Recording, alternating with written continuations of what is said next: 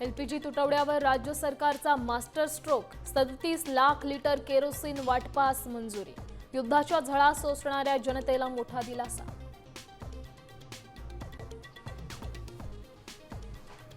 भोंदू खरातच्या नाशिकमधील कार्यालयात एसआयटी आणि फॉरेन्सिक टीमकडून झाडाझडती, तपासणीनंतर कार्यालय केलं सील.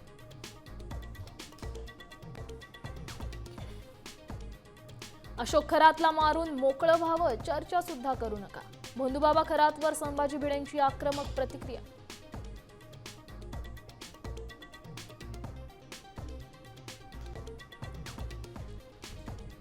मंत्री नरहरी झिरवळ पुन्हा अडचणीत.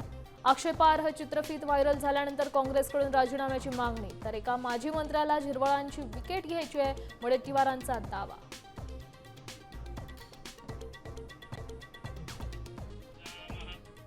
रुपाली चाकणकरांचं महिला प्रदेशाध्यक्षपदही जाणार. देवगिरी बंगल्यावरील राष्ट्रवादीच्या बैठकीत चाकणकरांना हटवण्यावर एकमत, सूत्रांची माहिती.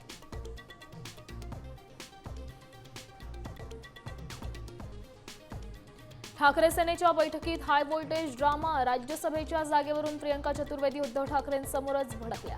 राऊतांच्या भूमिकेवर घेतला आक्षेप, साम टीव्हीला सूत्रांची माहिती.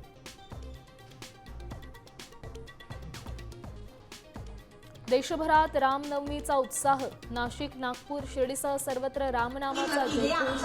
विविध मंदिरात धार्मिक कार्यक्रमांचं आयोजन.